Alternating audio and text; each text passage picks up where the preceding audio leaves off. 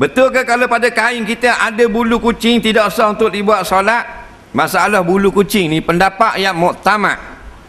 Nampak? Bulu kucing yang tercabut adalah najis. Jika terkena kepada pakaian dan badan kita dan dalam semayang, hukumnya tengok dulu. Kalau bulu itu sedikit, dimaaf pada syarak. Kalau banyak, tidak maaf pada syarak. Hak orang duk ngajar-ngajar tu atas kaum muktamad ni lah. Faham tak? Hak fatwa. Kau yang kedua pula, banyak lagu mana pun dimaaf pada syarak. Dengan syarat bukan kita sengaja lekat pada badan dan pakaian kita, kerana hadis Nabi memberi rukhsah kucing ini duduk berlingkar di dalam rumah orang Islam. Kerana bila Nabi cerita anjing ni kalau dia jilat dalam beledi, kita kena cuah air dalam beledi, najis. Maka sahabat tanya, dah kucing ke mana pula? Nabi kata kucing ni suci. Dia jenis duduk dalam rumah orang dan main di kaki-kaki orang.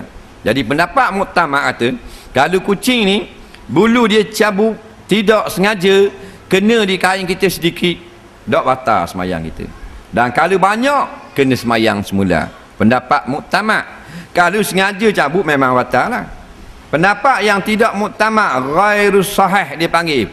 Pendapat ini dhaif dalam mazhab Syafi'i. Iaitu banyak mana pun, sebab dia mari sandal kita, contohnya dalam 800 orang lekat, hukumnya masih dimaaf. Faham tak? Jadi hak kita nak beramal dengan hak dhaif ni boleh ke tak? Boleh. Dia cuma tidak boleh fatwa dengan pendapat yang dhaif. Kerana kesukaran kita duduk dengan kucing. Sebab Allah jadi kucing memang main dengan orang. Kita letak batal je naik tak batal. Kita tengok tali besen lepak atas TV. Kita masuk dalam kaki boy, masuk ke kaki celah. Nak kita semayang naik atas riba. Ada tu hikmat tak Tuhan buat? Apa Tuhan dah buat natang lain? Cik kaji. Makna Tuhan jadikan kucing tu bermain dengan orang. Jenis duduk dengan manusia, betul tak lagi? Tuhan dah buat khubah. Kita tayar awal ni sandal atas belakang. Memang tak salang dah kita. Masuk buat terus. Nah, padahal Tuhan boleh buat. Bapa Tuhan dah buat rimako main dengan kita. Kita mayang masuklah kain rimako. Tak, Tuhan buat sejenis binatang namanya kucing. Belekok sama dengan orang. Betul tak? Maka ulama kata, atas pendapat bulunya itu bila tercabut dimaaf pada syarak, maka dapat kita terima sangat. Melainkan kita cabut, barulah sengaja. Belum takbir tu cari kucing tu, cik. Bang cari benda bang. Cari kucing pahana apa nak makan dah, kita pergi makan dah. Nak cabut bulu, nak tepek tak dahi nak mayang. Tak boleh lah. Sekalian nak cabut dah dia sekalian cabutnya bulu kucing. Tak. Jadi walhasilnya hak kaduk ngajar-ngajar dah tu, kalau banyak dak dimaaf, sikit dimaaf, betul dah tu kaum muktamad. Faham? Hak kita ngajar ni hak nak suruh mudah kepada orang.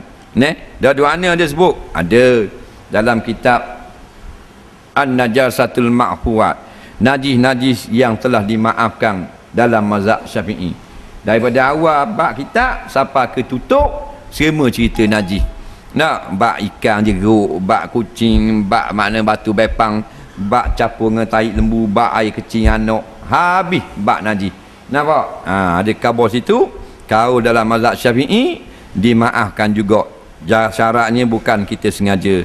Wallahu a'lam. Bismillahirrahmanirrahim. Allahumma anfa'na bima 'allamtana wa 'allimna bima yanfa'una. Rabbana zidna ilma. Rabbana atina fid dunya hasanah fil akhirati hasanah wa qina azabannar. Sallallahu sayyidina Muhammadin wa ala alihi wa sahbihi wasallam.